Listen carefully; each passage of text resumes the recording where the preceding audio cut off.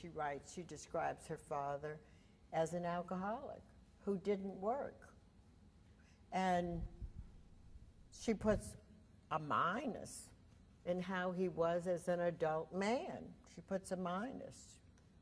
But when you get down here to how he was as a parent, she puts a plus and a plus. And she said, well, I knew he was an alcoholic, but he was home all the time. He was a happy drunk, and he was a good daddy. You know, but even as a child, she knew that he was, her mother called him a ne'er-do-well. You know, and her mother called him a drunk. And she knew that as an adult man, he was a minus. Sorry, again, you put one plus or minus? Or It's up to you. It's up, the standard is either a plus or a minus in the whole category. But you may want to put, you know, you may want to put 1 plus or whatever it is, or 2, or whatever feels right to you. The reason that I'm asking you to do this is in case you do want to ask me questions about it, you can ask me questions just with, you know, I marked my mother as a plus, my father as a minus, and their relationship as a plus minus, and I'll know what you're talking about. You don't have to go into detail. That's the only reason. And when it comes for you to look at it and interpret it, the plus minuses will help you. Okay, so is everybody ready?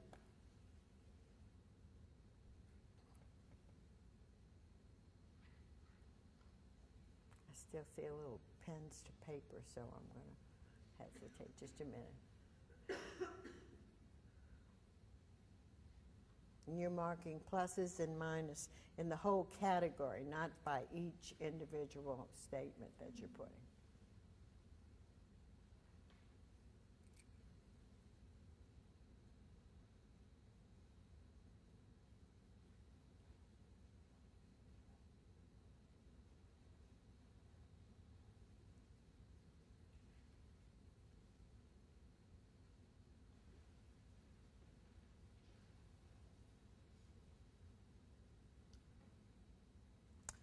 Okay, so what does all this mean? And why is it important? Why is the family of origin so important? Why do therapists continually to go back to this particular point in your life? It's what I call the imprint period in your life. And what I have found is that what I'm doing as an adult is reflective of what I learned. And in fact, I still speak English because I learned English. In the first year of my life, I could recognize all the sounds and all the words. I couldn't really speak it until I was 2, but I learned it. What is that? I can't see it. You're going to have to tell me. Yeah, but I'm not going to do that until. But thanks. All right. And so people come to me, couples who come to me wanting to know about premarital counseling. I do a lot of couple counseling, and couples come to me if they're having difficulty or they're sometimes on the verge of separation. And I also have a lot of singles who come to see me. And they're all interested in relationships. What can they do different? What can they do better? How do they keep making the same mistakes? And so I present them with this, and then I take a look at it. So what I'm going to ask you to do is look at your chart very quickly, go once over it, and see if there's anything that you want to add.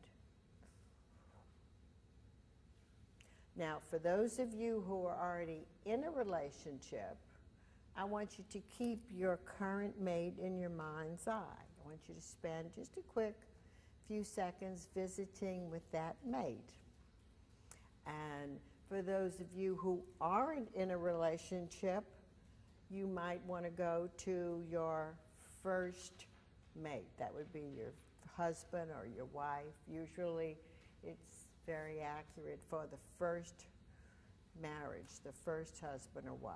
So you might want to wonder, why did I pick that mate?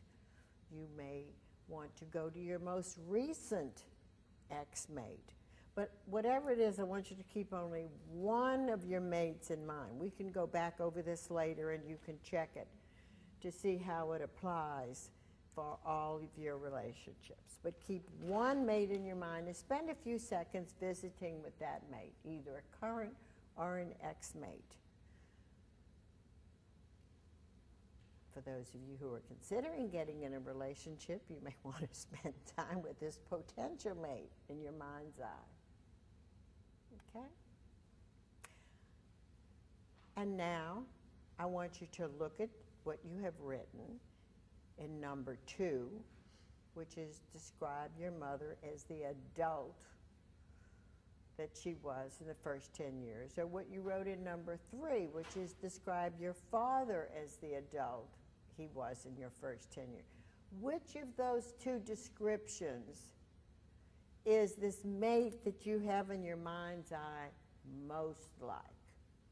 Now, it doesn't have to be exactly like, just most like. And this is not a gender question. We made that mistake too many times and too long. This is a personality and behavioral inventory.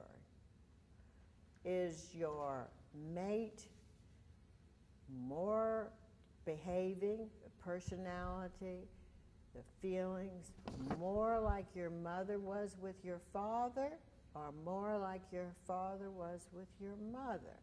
Now, I'm also not asking you the question, was your mate more like your mother was with you as a child, or your father was with you as a child? I'm asking you, more like your mother was with your father, or more like your father was with your mother?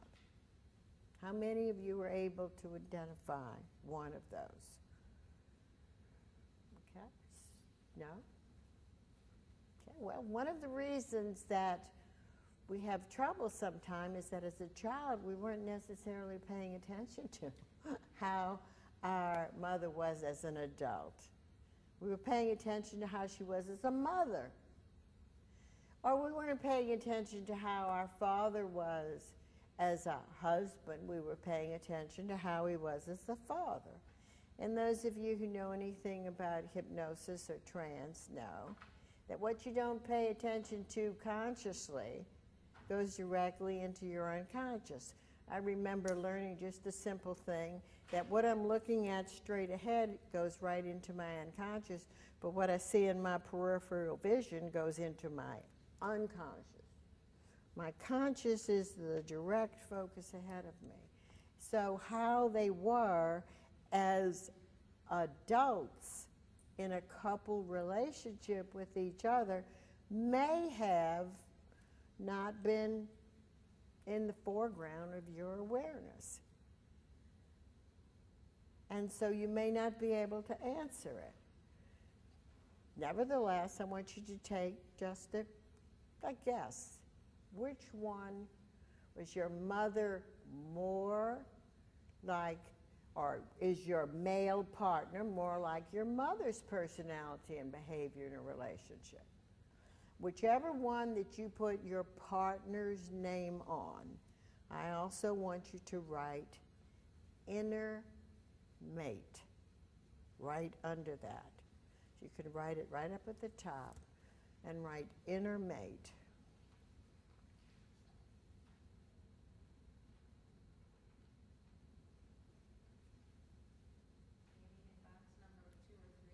Yes. If your partner is more like your mother's personality, then put his name, his or her name actually, in that, the top of